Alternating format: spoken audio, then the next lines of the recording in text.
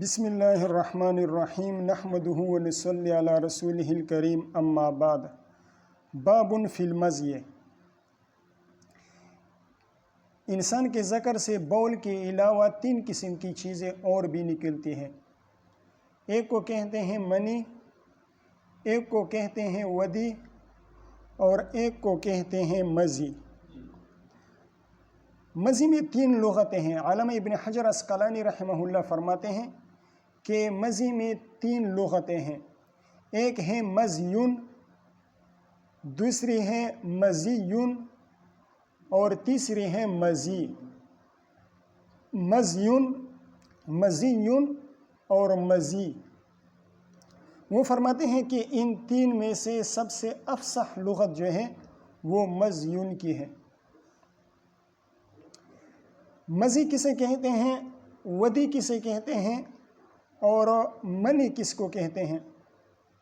تو فقہا نے منی کی تعریف یہ کی ہے کہ ماء ابیض ثخین،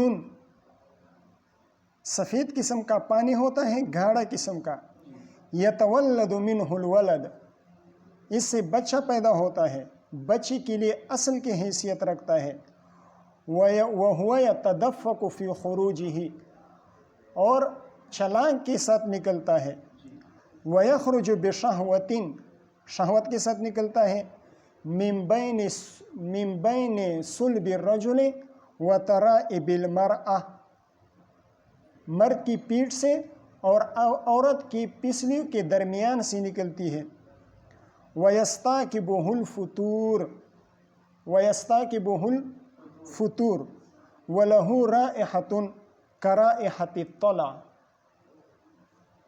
کیا تعریف ہوئی؟ ماء ابیض ثخین یتولد منہ الولد وهو يتدفق في خروجه ويخرج بشهوة من بين صلب الرجل وترائب المرأة ويستاكبه الفطور وله رائحة كرائحة الطلع۔ طلع کی جو رائحہ ہے یہ عجین اور آٹے کے مشابہ ہوتی ہے، آٹے کے قریب قریب اس کی بو ہوتی ہے۔ تو یہ منی کی تعریف ہو گئی۔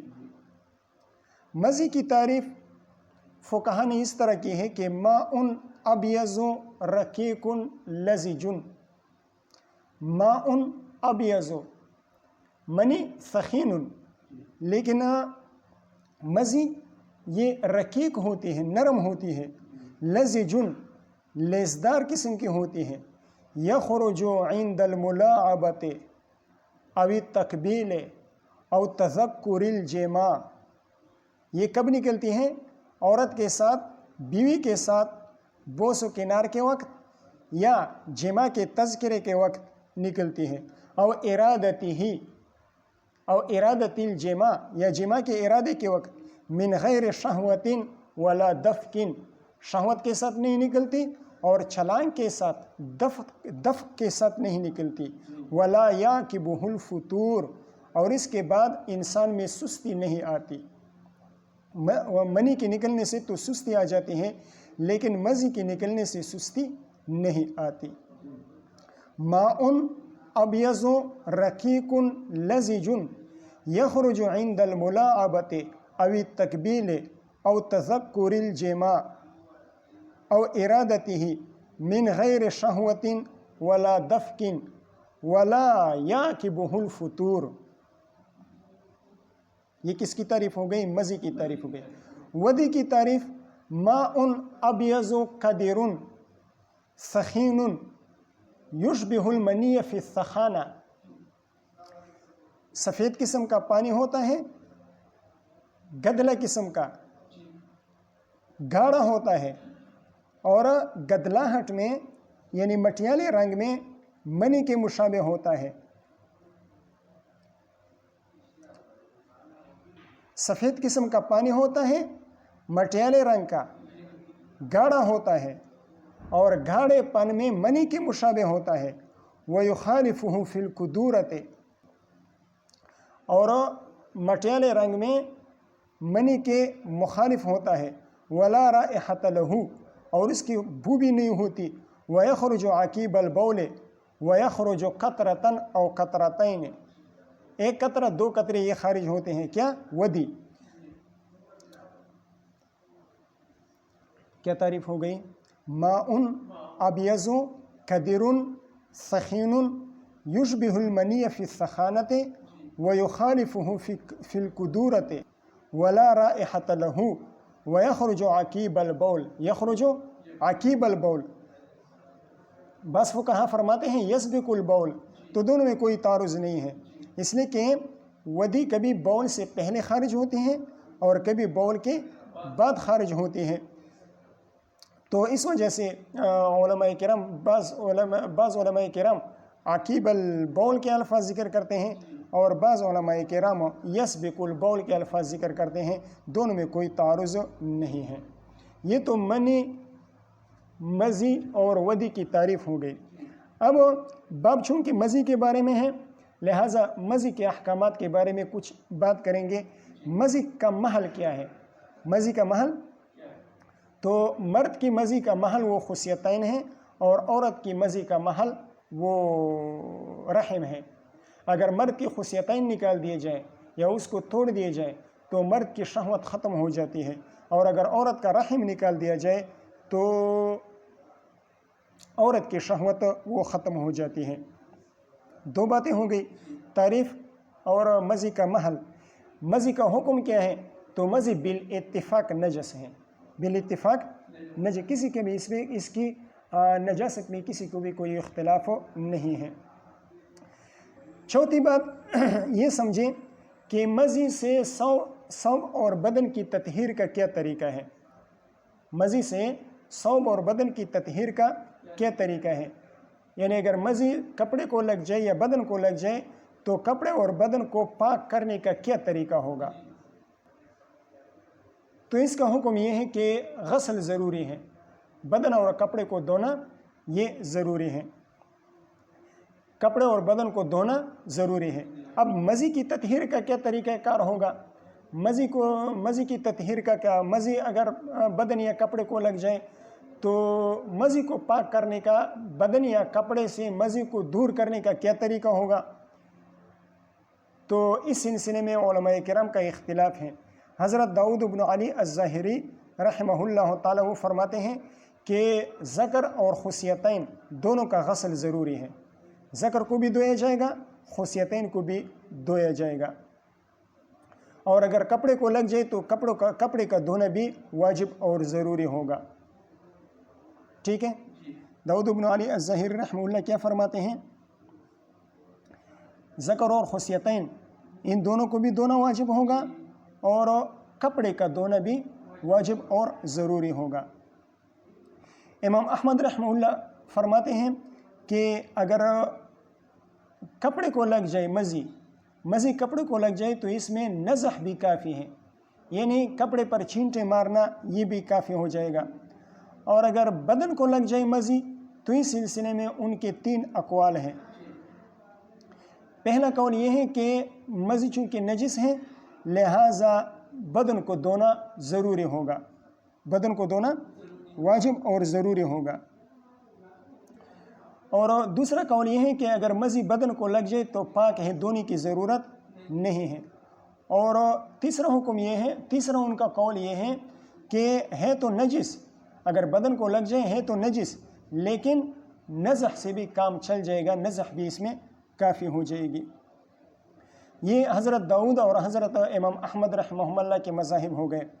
अइम्मा सलासा, इमाम साहब, इमाम मालिक और इमाम शाफ़ी रहमहुल्लाह ताला और जुमहूर फ़ुक़हा उनके नज़दीक तहारत मिनल मज़ी इसका तरीक़ा सिर्फ़ और सिर्फ गस्ल है, इसमें गस्ल मुतय्यन है,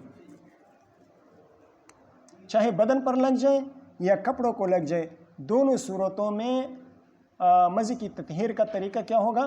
गस्ल होगा। ठीक है। जैसे कि दीगर नजासात हैं, बौल बराज वगैरह, चाहे बदन को लग जाए या कपड़ों को लग जाए, दोनों सूरतों में, दोनों हालतों में हुक्म क्या है? गस्ल का है। इस तरह मज़ी भी चूँकि नजासत गलीज़ा है پیشاب اور پاخانے کی طرح، تو جس طرح پیشاب اور پاخانے میں بدن اور کپڑے کا کوئی فرق نہیں ہے، بلکہ بدن کو لگ جائے تب بھی دھونے کا حکم ہے اور کپڑوں کو لگ جائے تب بھی دھونے کا حکم ہے، اسی طرح مزی کا بھی حکم ہے کہ چاہے بدن کو لگ جائے یا کپڑے کو لگ جائے، دونوں صورتوں میں حکم حصول طہارت کا طریقہ وہ غسل ہی ہوگا. ٹھیک ہے. دلیل کیا ہے؟ دلیل یہاں آ جائے گی اغسل ذکرک یا لیغسل ذکرہ. اغسل ذکرہ کے الفاظ آ رہے ہیں یا لیغسل ذکرہ، یہ دو قسم کے الفاظ آتے ہیں. اب اس اغسل ذکرک یا لیغسل ذکرہ، اس غسل کے حکم سے یہ بھی معلوم ہو گیا کہ مزی نجس ہے. مزی کیا ہے؟ نجس ہے. تو جب مزی نجس ہے تو جس طرح دیگر نجاسات میں ثوب اور بدن کا کوئی فرق نہیں ہے، دیگر نجاسات چاہے کپڑے کو لگ جائے یا بدن کو لگ جائے، دونوں کا ایک ہی حکم ہے کہ غسل ضروری اور واجب ہوگا. تو جب مزی نجس ہیں تو اس میں بھی یہی حکم ہوگا کہ دونوں ضروری ہوگا، چاہے بدن کو لگ جائے یا کپڑے کو لگ جائے. ٹھیک ہے. پھر بخاری شریف کی روایت میں غسل ذکر کے الفاظ آئے ہیں، ذکر کے دھونے کے الفاظ آئے ہیں، اور ابو داؤد میں ذکر کے ساتھ ساتھ انثیین کے دھونے کا بھی حکم ہے. تو امام احمد رحمہ اللہ فرماتے ہیں کہ دونوں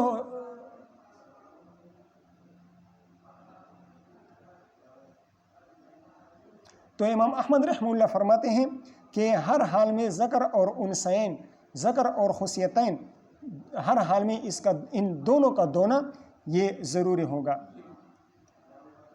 ذکر اور انثیین دونوں کا غسل یہ مامور بھی ہے، چاہے اصابت مزی ہوئی ہو یا اصابت مزی نہ ہوئی ہو. کیا فرماتے ہیں امام احمد رحمہ اللہ؟ فرماتے ہیں کہ ذکر اور انثیین، خصیتین بھی کہتے ہیں، انثیین بھی کہتے ہیں، ہر حال میں ان دونوں کا دھونا یہ واجب اور ضروری ہوگا. غسل اور انثیین دونوں کا دھونا یہ مامور بھی ہے، چاہے اصابت مزی ہوئی ہو یا اصابت مزی نہ ہوئی ہو. جبکہ جمہور کے ہاں صرف موضع اصابت مزی، جہاں پر مزی لگ گئی ہو، اس کا دھونا ضروری ہوگا. ہاں البتہ طبعاً اگر ذکر اور انثیین کو بھی دھو لیا جائے تو اس میں کوئی مذائقہ نہیں ہے. اصل نجس تو مزی ہے نا، تو جس جگہ مزی لگی ہو اس جگہ کو دھونا ضروری ہوگا، تو اور جس جگہ کو نہ لگی ہو تو اس کا دھونا ضروری نہیں ہوگا. تو ذکر اور انثیین کو اگر مزی لگ چکی ہو تو اس کا دھونا بھی ضروری ہوگا، اور اگر نہ لگی ہوئے ہو تو اگر ذکر اور انثیین کو دھو لیا جائے تو اس میں کوئی مذائقہ نہیں ہے. بلکہ امام طحاوی رحمہ اللہ فرماتے ہیں کہ انثیین کے دھونے کا جو احادیث میں ذکر وارد ہوا ہے یہ تشریعاً نہیں ہے. حضور صلی اللہ علیہ وسلم نے کوئی تشریع حکم نہیں فرمایا ہے کہ آپ انثیین اور خصیتین کو دھو لیں، بلکہ یہ علاجاً ہے، اس لیے کہ ماء بارد سے مزی رک جاتی ہے، مزی کا زور ختم ہو جاتا ہے. ابھی ہم نے پڑھا نا کہ مزی کا محل کیا ہے؟ وہ خصیتین ہے. تو جب خصیتین کو یہ ماء بارد میں یہ کمال ہے کہ ایک قاطع بول بھی ہے اور قاطع لبن بھی ہے. تو امام طحاوی رحمہ اللہ فرماتے ہیں کہ انثیین کے دھونے کا حکم یہ تشریع نہیں ہے بلکہ علاج کے طور پر ہے. ٹھیک ہے، بات سمجھ میں آ گئی؟ امام احمد رحمہ اللہ نے کیا فرمایا تھا کہ اگر کپڑوں کو لگ جائے تو پھر نزح بھی کافی ہو جائے گا. ان کے دلیل وہ روایات ہیں جن میں نزح کے الفاظ آئے ہیں. تو نزح کے الفاظ جن روایات میں آئے ہیں ان روایات سے وہ استدلال کرتے ہیں کہ نزح بھی کافی ہو جائے گا. ہم کہتے ہیں کہ مزی کے بارے میں جہاں پر نزح کے الفاظ آئے ہیں وہاں پر نزح سے مراد غسل ہے.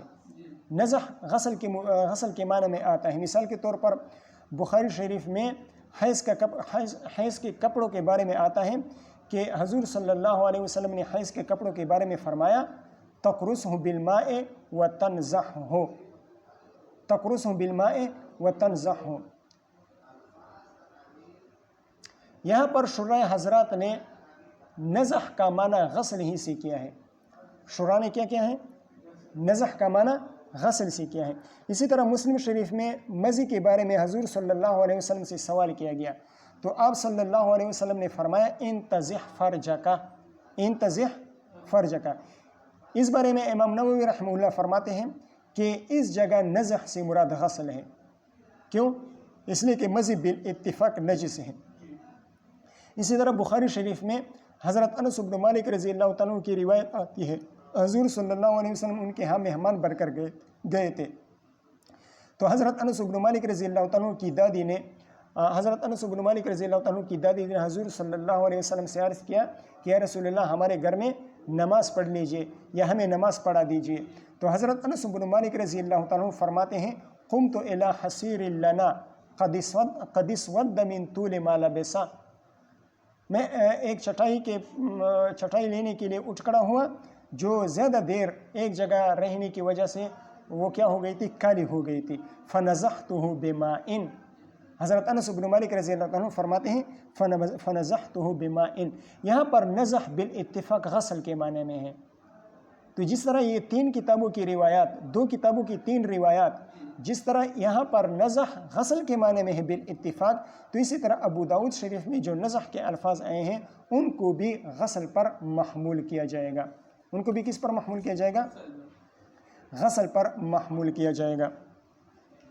دیکھیں روایت بسند متصل منا الى الامام ابی داود رحمہ اللہ تعالی ومتعنا بعلومه وبركاته انه قال حدثنا قتيبة بن سعيد قال حدثنا عبيدة بن حميد الحذاء عن الركين بن الربيع عن حسين بن قبيصة عن علي رضي الله تعالى عنه وعنهم قال كنت رجلا مزاء، میں ایک ایسا آدمی تھا جس سے کثرت کے ساتھ منی کا خروج ہوتا تھا۔ مزاء بروزن شدادہ، مزاء اس شخص کو کہا جاتا ہے جس سے کثرت کے ساتھ منی کا خروج ہوتا ہے۔ من کثر خروج المزی منہ، من کثر خروج المزی منہ، ٹھیک ہے۔ کنت رجلا مزاء، کنت سے معلوم ہو رہا ہے کہ حضرت علی رضی اللہ تعالیٰ عنہ ماضی کی حکایت بیان فرما رہے ہیں، اور اخبار کے وقت یہ مزی کا کثرت کے ساتھ خروج وہ منقطع ہوا تھا۔ ماضی کی حکایت بیان کر رہے ہیں، کنت سے معلوم ہو رہا ہے، کنت ماضی ہے نا، تو ماضی کی حکایت بیان فرما رہے ہیں، اور اخبار کے وقت کثرت مزی خروج کا، کثرت کے ساتھ منی کا خروج یہ منقطع ہوا تھا۔ اور یہ بھی ہو سکتا ہے کہ اخبار کے وقت بھی حضرت علی رضی اللہ تعالیٰ کی وہی پرانی حالت مستمر ہو، پرانی حالت برقرار ہو، اور اخبار کے وقت بھی ان کا مزی جو ہے نا وہ کثرت کے ساتھ نکل رہا ہو، اور کانا دائمہ ہو، جیسا کہ وکان اللہ علیما حکیما آتا ہے نا قرآن مجید میں، وکان اللہ علیما حکیما، تو وہاں پر کانا دائمہ ہے، کہ یہ مطلب نہیں ہے کہ اللہ تعالیٰ پہلے حکیم اور علیم تھے اور اب نہیں ہیں، بلکہ پہلے بھی تھے، اب بھی ہیں، آئندہ بھی ہوں گے۔ تو اسی طرح حضرت علی رضی اللہ تعالیٰ نے جو کنت کے الفاظ استعمال فرمائے ہیں، تو ہو سکتا ہے کہ یہ کانا دائمہ ہو اور پرانی والی حالت اخبار کے وقت بھی برقرار ہو، ٹھیک ہے۔ فجعلت اغتسل، تو میں مزی کے خروج کی وجہ سے غسل کیا کرتا تھا۔ یہ حضرت علی رضی اللہ تعالیٰ کا اپنا اجتہاد تھا، ان کی اپنی رائے تھی، انہوں نے خروج مزی کو خروج منی پر قیاس کیا تھا کہ جس طرح خروج منی کے نتیجے میں غسل واجب ہوتا ہے، تو انہوں نے یہ اجتہاد کیا تھا کہ ہو سکتا ہے کہ خروج مزی کے نتیجے میں بھی غسل واجب ہوتا ہو، ٹھیک ہے۔ حالانکہ ایسا نہیں ہے، مزی کے خروج سے بالاتفاق غسل واجب نہیں ہوتا۔ حتی تشقق ظہری، میں اتنا کثرت کے ساتھ مزی کا خروج ہوتا تھا اور کثرت کے ساتھ میں غسل کیا کرتا تھا، اور سردی کے موسم میں یہ میری پیٹھ جو ہے نا وہ پھٹ جاتی تھی، پیٹھ کیا ہو جاتی تھی؟ پھٹ جاتی تھی۔ فذکرت ذلک للنبی صلی اللہ علیہ وسلم او قال ذکر لہ، تو میں نے حضور صلی اللہ علیہ وسلم سے یہ مسئلہ ذکر کر دیا، یا راوی کو شک ہے کہ کسی اور نے ذکر کر دیا۔ اس سلسلے میں روایت مختلف ہیں۔ بعض روایت میں آتا ہے کہ حضرت مقداد بن الاسود رضی اللہ تعالیٰ عنہ نے پوچھا تھا بعض روایت میں آتا ہے کہ حضرت عمار بن یاسر رضی اللہ تعالیٰ عنہ نے پوچھا تھا، اور یہاں پر آتا ہے فذکرت ذلک للنبی، میں نے خود ذکر کیا تھا۔ تو حافظ ابن حجر اسقلانی رحمہ اللہ نے ان مختلف روایات کے درمیان تطبیق اس طرح بیان کی ہے کہ حضرت علی رضی اللہ تعالیٰ عنہ نے پہلے حکم دیا تھا حضرت مقداد بن الاسود رضی اللہ تعالیٰ عنہ کو، وہ خود نہیں پوچھ سکتے تھے، اس لیے کہ حضور صلی اللہ علیہ وسلم کی بیٹی ان کے نکاح میں تھی، جیسا کہ غالباً اگلی روایت میں یہ بات آ رہی ہے، اگلی روایت میں آ رہی ہے۔ تو حضرت علی رضی اللہ تعالیٰ عنہ نے مقداد بن الاسود رضی اللہ تعالیٰ عنہ کو حکم دیا تھا کہ آپ میرے لیے حضور صلی اللہ علیہ وسلم سے پوچھ لیجئے۔ تو حضرت مقداد بن الاسود رضی اللہ تعالیٰ عنہ نے پوچھا، پھر مزید تسلی کے لیے انہوں نے حضرت عمار بن یاسر رضی اللہ تعالیٰ عنہ کو پوچھ لیا، انہوں نے بھی سوال کر لیا، پھر اور بھی مزید یقین حاصل کرنے کے لیے پھر خود بھی سوال کر لیا، یا ہو سکتا ہے خود سوال نہ کیا ہو۔ تو جن روایات میں حضرت علی رضی اللہ تعالیٰ عنہ کی طرف سوال کی نسبت ہے وہ عامر کے حیثیت سے ہیں کہ حضرت علی رضی اللہ تعالیٰ عنہ عامر کے حکم دینے والے تھے، اور جس طرح فعل کی نسبت مامور کی طرف ہوتی ہے اسی طرح عامر کی طرف بھی نسبت ہوتی ہے۔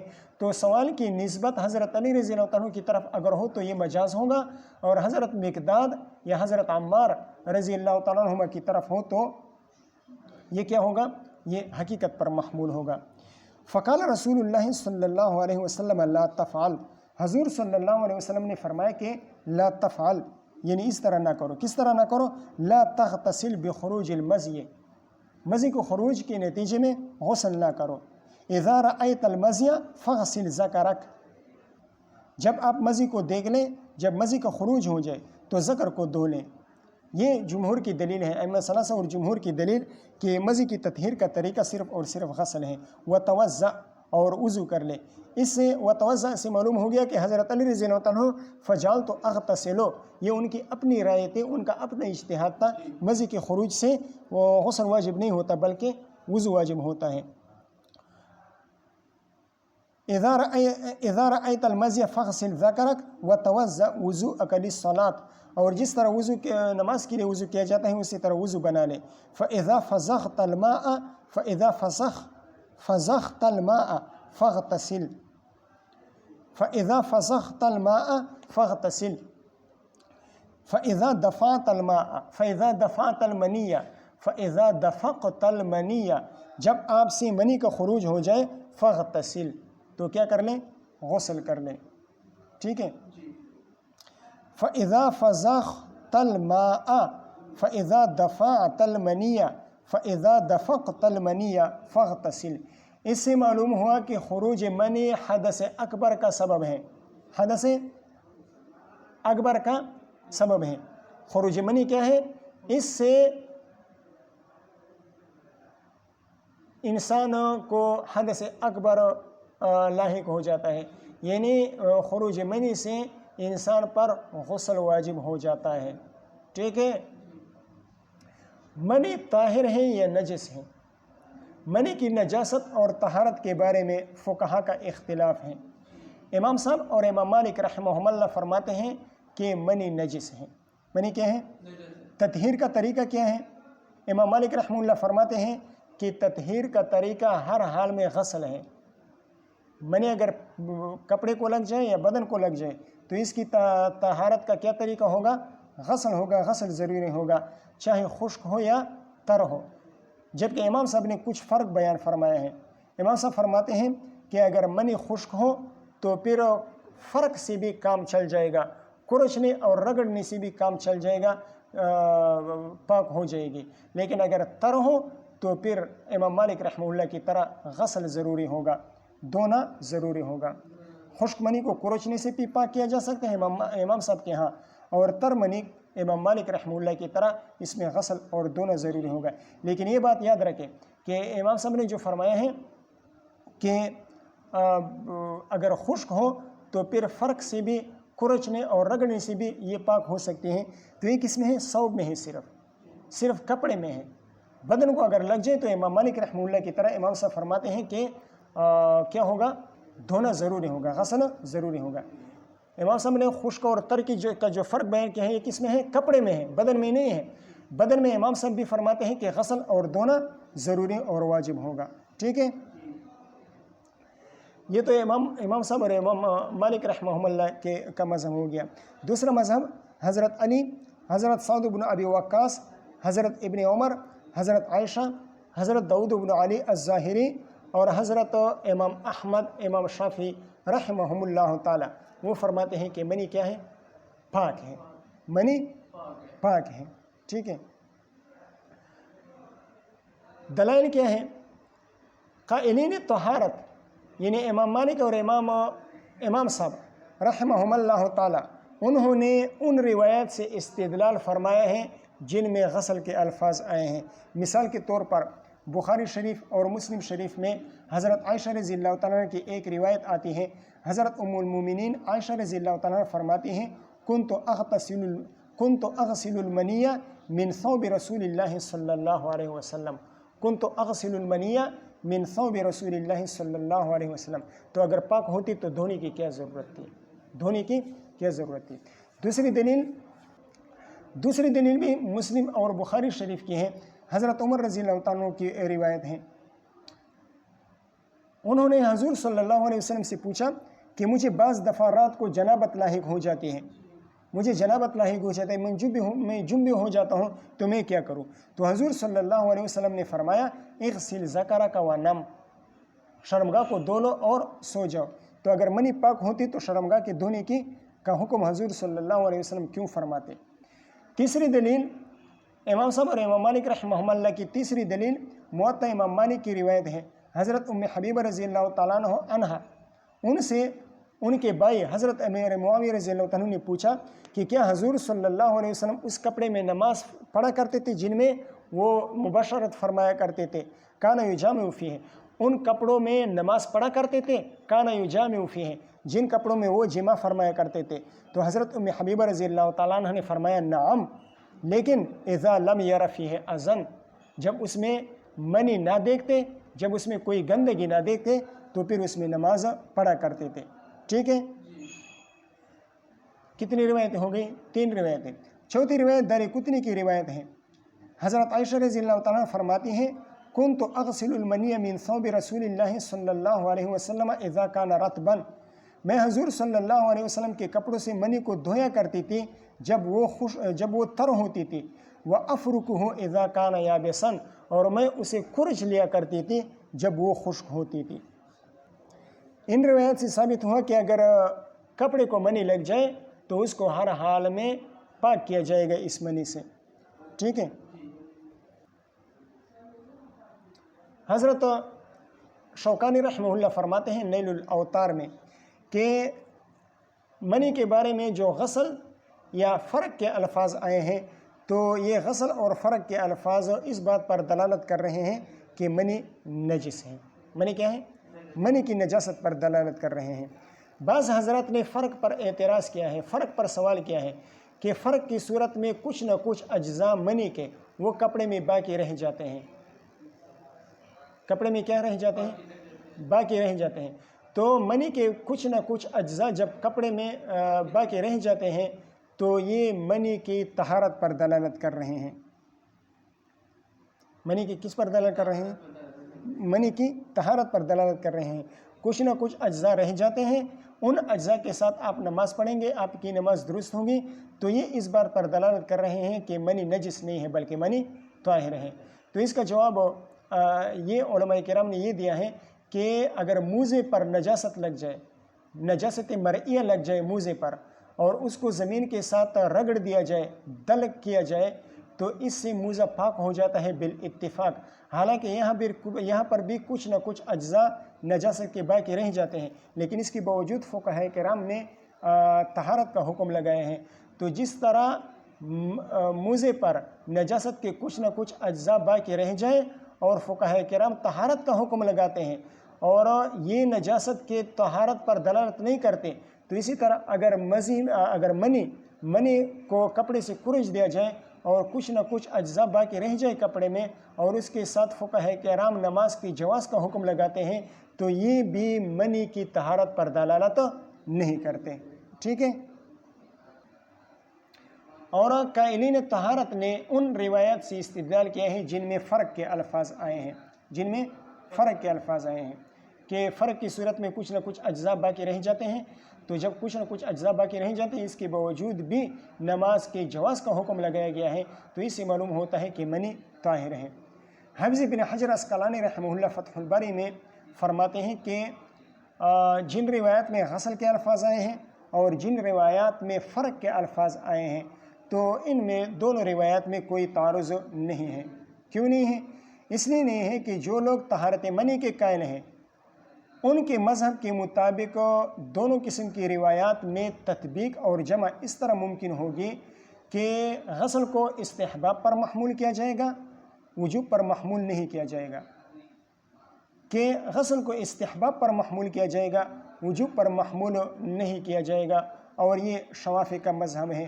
اور جو لوگ نجاست کے قائل ہیں تو ان کے مذہب کے مطابق جمع اور تطبیق اس طرح ہوگی کہ غسل اس صورت میں ہوگا جب تر ہو اور فرق اس صورت میں ہوگا جب خشک ہو، اور یہ احناف کا مذہب ہے۔ حافظ کیا فرماتے ہیں کہ دونوں قسم کے غسل اور فرق دونوں قسم کی روایات میں کسی قسم کا تعارض نہیں ہے، اس لیے کہ دونوں قسم کی روایات میں جمع ممکن ہے، جمع ممکن ہے۔ شوافی کے مذہب کے مطابق جمع کس طرح ممکن ہوگا کہ غسل استحباب حکم ہوگا، وجوب حکم نہیں ہوگا، اور احناف کے مذہب کے مطابق جمع اور تطبیق اس طرح ہوگا کہ غسل اس صورت میں ہوگا جب منی تر ہو اور فرق اس صورت میں ہوگا جب منی کیا ہو، خشک ہو۔ ٹھیک ہے، اس کے بعد حافظ ابن حجر رحمہ اللہ فرماتے ہیں کہ پہلا طریقہ ارجح ہے۔ پہلا طریقہ کیا ہے؟ ارجح ہے، اس لیے کہ پہلے طریقے کے مطابق حدیث اور قیاس دونوں پر عمل آ جاتا ہے، اس لیے کہ اگر منی نجس ہوتی تو غسل واجب ہوتا اور فرق پر اکتفا نہ کیا جاتا۔ اگر منی کیا ہوتی؟ نجس ہوتی تو غسل واجب ہوتا اور فرق تک پر اکتفا نہ کیا جاتا، جیسے کہ خون میں ہے، جیسے کہ دم میں ہے کہ دم بالاتفاق نجس ہے تو اس میں فرق کافی نہیں ہے، تو انہوں نے منی کے بارے میں خون کا قیاس پیش کیا ہے کہ اگر منی نجس ہوتا تو خون کی طرح ہر حال میں دھونا ضروری ہوتا، حالانکہ منی میں ہر حال میں دھونا ضروری نہیں ہے بلکہ فرق سے بھی کام چل جاتا ہے، فرق بھی کافی ہو جاتا ہے، تو معلوم ہوا کہ منی کیا ہے؟ نجس نہیں ہے بلکہ طاہر ہے۔ امام مالک رحمہ اللہ نے کیا فرمایا تھا منی کے بارے میں کہ دھونا واجب ہوگا، فرق پر اکتفا جائز نہیں ہوگا، فرق پر اکتفا۔ لیکن جن روایت میں فرق کے الفاظ آئے ہیں وہ امام مالک رحمہ اللہ کے خلاف جا سکتے ہیں، وہ امام مالک رحمہ اللہ کے خلاف حجت بن سکتے ہیں۔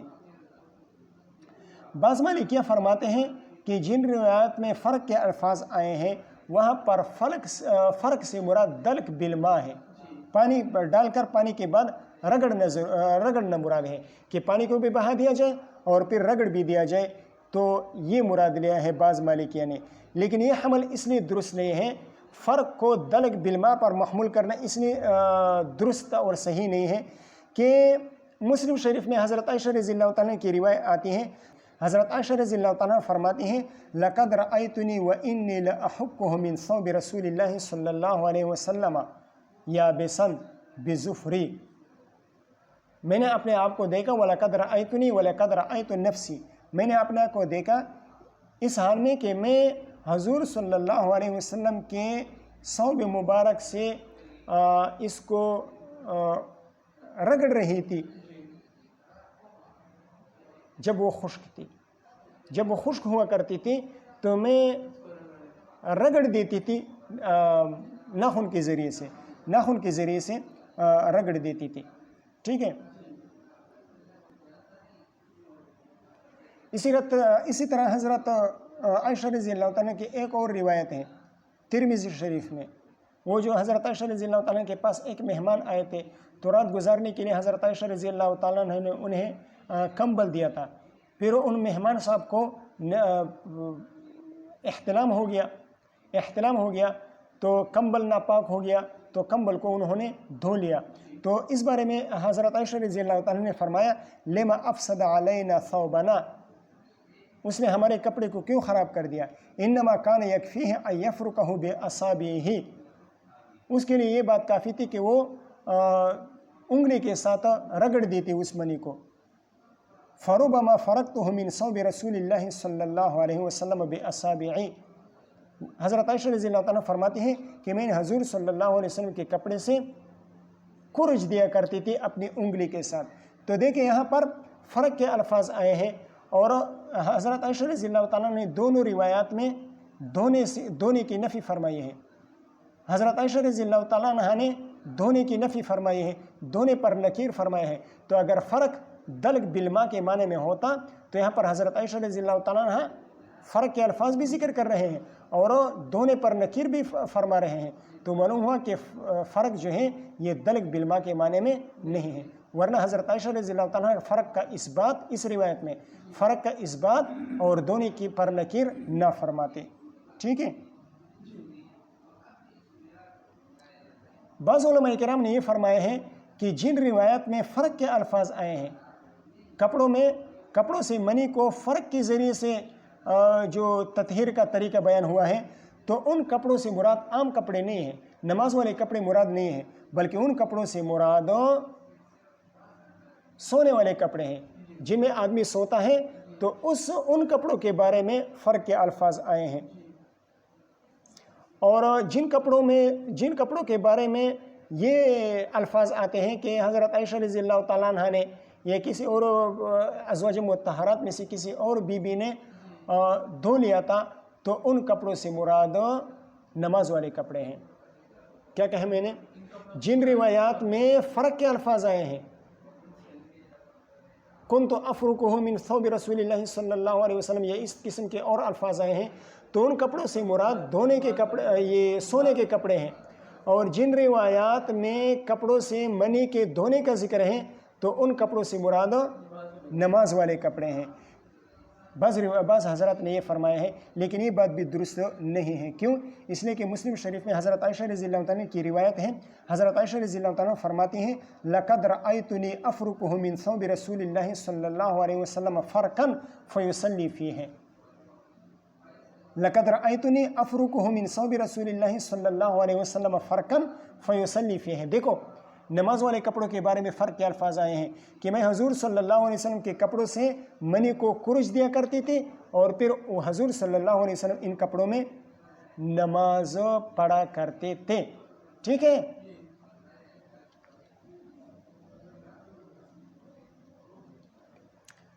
حافظ بن حجر اسقلانی رحمہ اللہ نے کیا فرمایا تھا کہ فرق اور غسل کے جو الفاظ ہیں، بعض روایت میں فرق کے الفاظ آئے ہیں، بعض روایت میں غسل کے الفاظ آئے ہیں، دونوں میں کوئی تعارض نہیں ہے. جتنی باتیں حافظ بن حجر رحمہ اللہ نے فرمائی ہیں، سب باتوں کا جواب علامہ عینی رحمہ اللہ نے عمدۃ القاری میں دیا ہے. حضرت علامہ بدر الدین عینی رحمہ اللہ فرماتے ہیں کہ حدیث میں سرے سے تعارض ہے ہی نہیں، تعارض ہے ہی نہیں. تو جب تعارض نہیں ہے تو تعارض کو دفع کرنے کی، تعارض کو مرتفع کرنے کی، تعارض کو ختم کرنے کی ضرورت بھی نہیں ہے. جب تعارض نہیں ہے تو دفع تعارض اور تطبیق کی بھی کوئی حاجت اور ضرورت نہیں ہے. جن روایات میں منی کے بارے میں غسل کا ذکر آیا ہے تو وہ روایات منی کی نجاست پر دلالت کر رہی ہیں.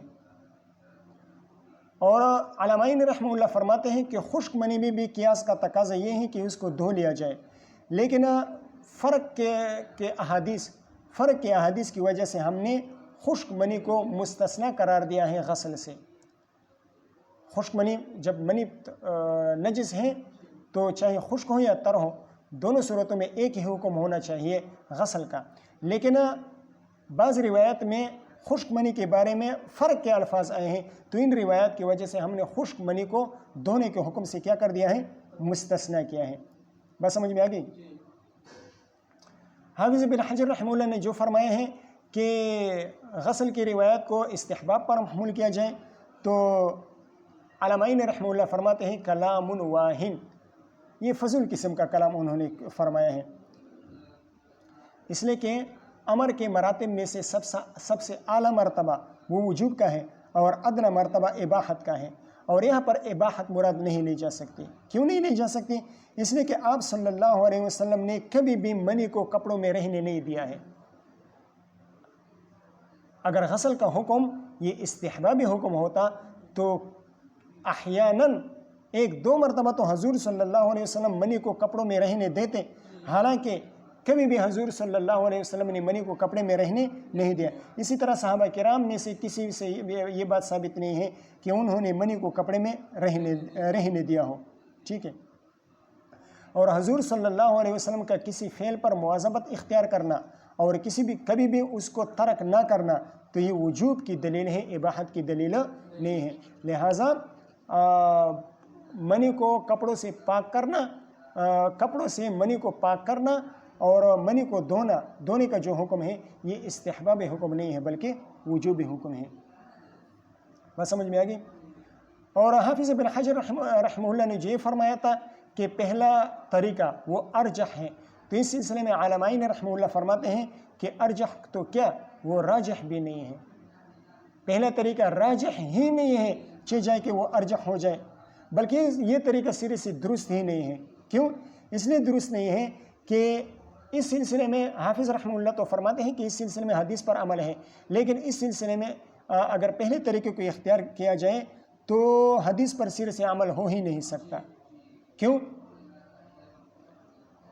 اس لیے کہ حدیث میں تو غسل کے الفاظ آئے ہیں. اگر آپ غسل کو چھوڑ دیں تو پھر کیا ہو جائے گا؟ اس حدیث پر عمل نہیں ہو جائے گا. قائلین طہارت عاملین بالخبر نہیں ہے. قائلین طہارت عاملین بالخبر نہیں ہے. کیوں نہیں ہے؟ اس لیے کہ حدیث اور خبر وہ تو نجاست منی پر دلالت کر رہے ہیں. اب نجس چیز کو تو دھونا ضروری ہے، آپ نے دھونے کے حکم کو استحباب پر محمول کر دیا، یعنی یہ کہہ دیا کہ چاہے دھویا جائے یا نہ دھویا جائے دونوں حالتیں برابر ہیں، تو یہ حدیث پر عمل کہاں ہوا؟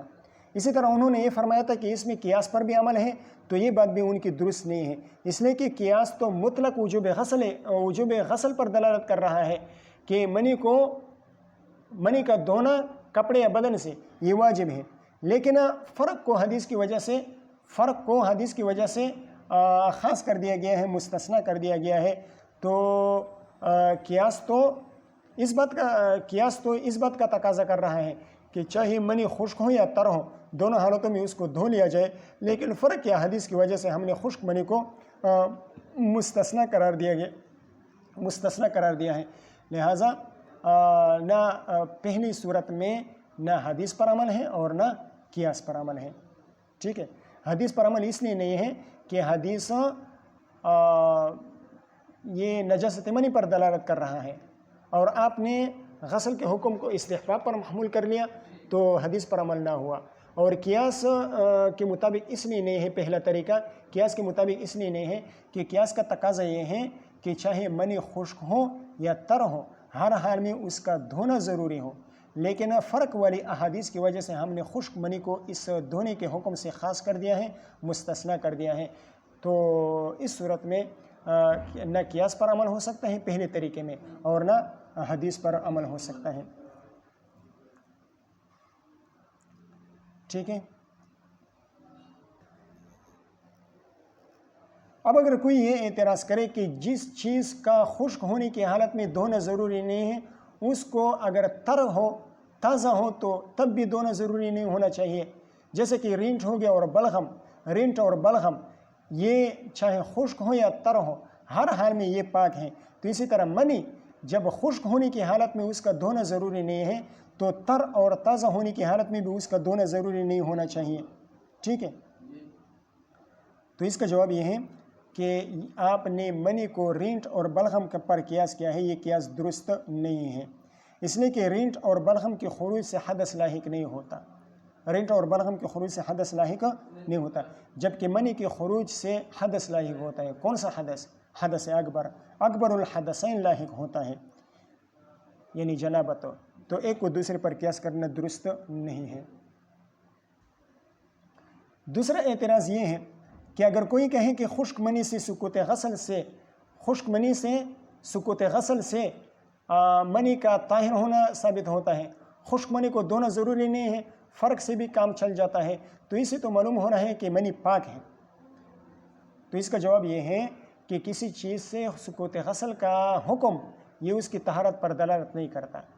کما فی موضع الاستنجا، موضع الاستنجا کسی نے بول و براز کر لیا اور پانی سے اس محل نجاست کو نہیں دھویا، محل استنجا کو پانی سے نہیں دھویا، تب بھی وہ نماز پڑھ سکتا ہے.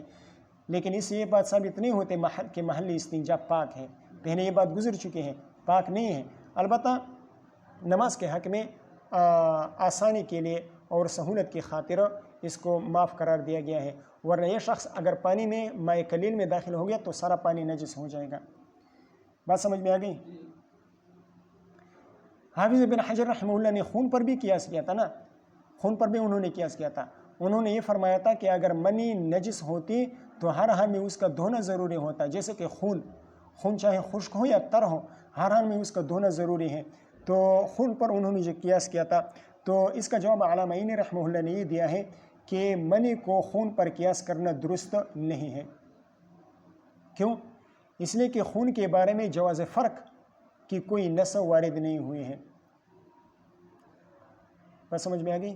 خون کے بارے میں فرق سے بھی کام چل سکتا ہے، خون یہ فرق سے بھی خشک ہو سکتا ہے، فرق پر بھی اکتفا کیا جا سکتا ہے.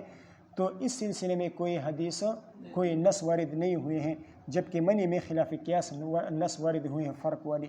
ٹھیک ہے، تو جب خلاف قیاس نص وارد ہوئے ہیں تو خلاف قیاس پر کسی اور چیز کو قیاس نہیں کیا جا سکتا. منی کے بارے میں جو فرق کے الفاظ ہیں یہ خلاف قیاس وارد ہوئے ہیں، اور خلاف قیاس پر کوئی اور چیز قیاس نہیں کی جا سکتی. لہٰذا منی میں فرق کافی ہے، فرق سے منی پاک ہو جاتے ہیں، تو فرق سے منی پاک ہو جاتے ہیں، تو اس پر خون کو قیاس نہیں کیا جائے گا. ٹھیک ہے. حافظ بن حجر اور علامائین رحمہم اللہ ان کا جو مکالمہ تھا یہ ٹوٹے پوٹے اردو میں آپ کے سامنے آ گئی. ہم سبق کو سیدھا کریں یا اردو کو سیدھا کریں، ہمیں سمجھ میں نہیں آتا کہ ہم سبق کو سیدھا کریں یا اردو کو سیدھا کریں یا ان لوفروں کو سیدھا کریں. کھولو دروازہ.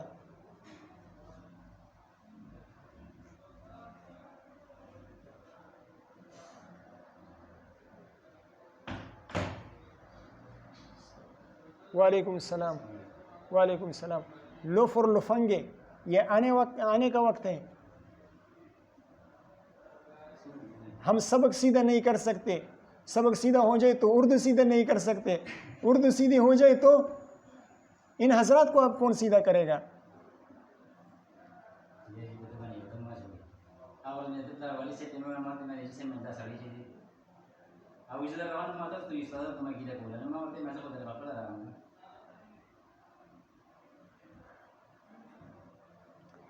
استاذ یوں حضرت تے سنو میں دے عدالت چکینی بنارس سره چکینی دالت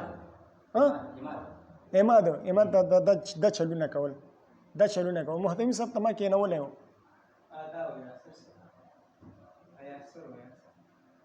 یاسر دې که اماد دې که څوک دی نو ګوره هغه وجه ما ټول معاف کړو او دا وګوره اوس هغه ورځې نه دی غایب دی.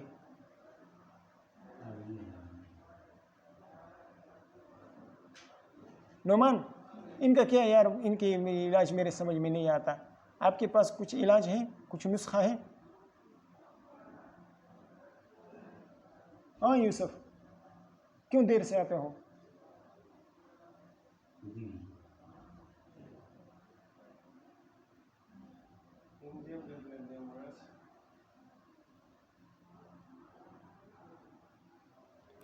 مولوی صاحب آ گئے؟ نہیں آئے.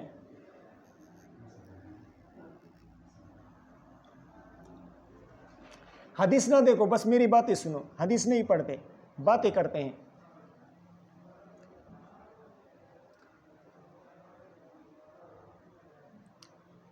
قائلین طہارت نے اللہ تعالیٰ کے ارشاد سے بھی استدلال کیا ہے. وَهُوَ الَّذِي خَلَقَ مِنَ الْمَاءِ بَشَرًا وَهُوَ الَّذِي خَلَقَ مِنَ الْمَاءِ بَشَرًا. منی کو ماء کہا گیا ہے. خلق من الماء، منی کے لیے کون سے الفاظ استعمال ہوئے ہیں؟ ماء کے الفاظ استعمال ہوئے ہیں. اور منی ماء ہے منی پانی ہے، منی تو پانی نہیں ہے، تو جب منی پانی نہیں ہے تو تشبیہ کس چیز میں ہے؟ تو تشبیہ حکم میں ہے کہ جس طرح ماء کا حکم یہ طہارت کا ہے تو اسی طرح منی کا حکم بھی طہارت کا ہوگا۔ جس طرح ماء پانی پاک ہے اسی طرح منی بھی پاک ہوگی، یہ قائلین طہارت کی دلیل ہے۔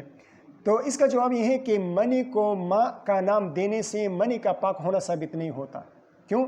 اس لیے کہ اللہ تعالیٰ نے جانوروں کی منی کے بارے میں ماء ان کے الفاظ استعمال کیے ہیں، واللہ خلق کل دابۃ من ماء، واللہ خلق کل دابۃ من ماء، ہر قسم کے جاندار اللہ تعالیٰ نے ماء، یہاں پر بھی ماء کے الفاظ۔ تو اگر انسان کی منی کے بارے میں ماء کے الفاظ آئے ہیں تو اس سے آپ انسان کی منی کی طہارت ثابت کرتے ہیں، تو یہی ماء کے الفاظ جانوروں کی منی کے بارے میں بھی آئے ہیں، تو جانوروں کی منی کو بھی پاک کہنا چاہیے، حالانکہ وہ اس کی پاکی کے وہ قائل نہیں ہیں۔ ٹھیک ہے، دوسرے وہ یہ فرماتے ہیں کہ منی جو ہے منی وہ انبیاء اور اولیاء کے لیے اصل ہے، منی انبیاء اور اولیاء کے لیے اصل ہے، یعنی انبیاء کس سے پیدا ہوئے ہیں؟ منی سے پیدا ہوئے ہیں۔ اولیاء کس سے پیدا ہوئے ہیں؟ شہداء صالحین کس سے پیدا ہوئے ہیں؟ صدیقین کس سے پیدا ہوئے ہیں؟ وہ فرماتے ہیں کہ منی سے پیدا ہوئے ہیں، لہٰذا منی پر طاہر ہونے کا حکم لگایا جائے گا، نجاست کا حکم نہیں لگایا جائے گا، ورنہ لازم آئے گا کہ یہ حضرات نجس چیز سے پیدا کیے گئے ہیں۔ تو اس کا جواب یہ ہے کہ جس طرح انبیاء، اولیاء، صلحاء، شہداء، صالحین اور صدیقین جس طرح یہ حضرات منی سے پیدا ہوئے ہیں، اسی طرح اللہ کے دشمن بھی تو منی سے پیدا ہوئے ہیں۔ نمرود، حامان، شداد، ابو جہل، ابو لہب، یہ بھی منی سے پیدا ہوئے ہیں۔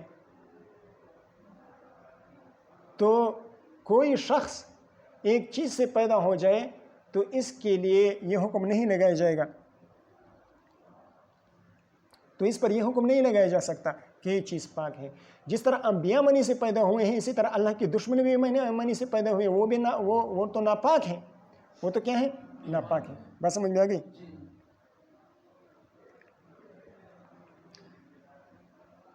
جس طرح منی یہ انبیاء اور اولیاء وغیرہ کے لیے اصل ہے، انبیاء وغیرہ یہ منی سے پیدا ہوئے ہیں، اسی طرح اللہ کے دشمن ابو جہل، ابو لہب، نمرود، فرعون، حامان، یہ بھی تو منی سے پیدا ہوئے ہیں۔ ٹھیک ہے، اس کے علاوہ اگر آپ انبیاء کے لیے منی کو اصل قرار دیتے ہیں تو منی سے قریب تر علقہ ہے، منی سے قریب تر کیا ہے؟ علقہ ہے، جمع ہوا خون، یہ منی سے زیادہ قریب ہے انبیاء کے، تو آپ یہ کیوں نہیں کہتے کہ انبیاء کے لیے اصل علقہ ہے؟ منی سے زیادہ تو کیا ہے؟ منی سے زیادہ قریب تو علقہ ہے، تو اس طرح کہنا چاہیے کہ علقہ انبیاء کی اصل ہے۔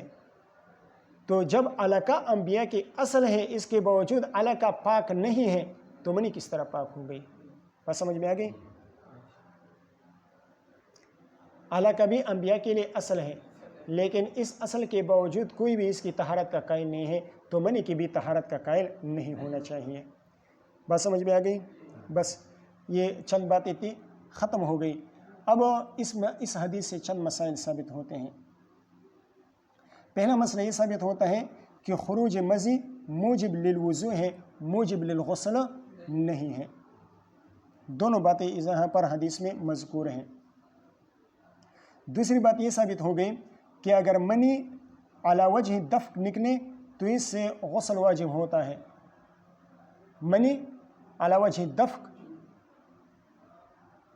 یعنی چھلانگ کے ساتھ، زور کے ساتھ، جھٹکے کے ساتھ نکلے تو اس سے غسل واجب ہوتا ہے، اور اگر بیماری کی وجہ سے یا بوجھ اٹھانے کی وجہ سے بغیر دفق کے نکلے تو اس سے غسل واجب نہیں ہوتا۔ تیسرا مسئلہ یہ ثابت ہوا کہ آدمی کے لیے یہ بات واجب ہے کہ اگر اسے کوئی مسئلہ معلوم نہ ہو تو اس مسئلے کے بارے میں صاحب علم سے، عالم اور مفتی سے اس مسئلے کے بارے میں پوچھ لیا جائے، تو یہ اس کے لیے واجب ہے۔ شرم و حیا کا لحاظ نہیں رکھنا چاہیے۔ ان اللہ لا یستحی من الحق، ان اللہ لا یستحی من الحق، یہ نہ کہیں کہ مجھے شرم آتے ہیں، یہ مسئلہ ایسا ہے، شرم والا ہے یا پوشیدہ مسئلہ ہے، یہ میں نہیں پوچھ سکتا، بلکہ مسئلہ پوچھنا چاہیے اور معلومات حاصل کرنی چاہیے. ٹھیک ہے, آگے پڑھیں یا بس کر لیں؟ چلو بس. خروج منی موجب للغسل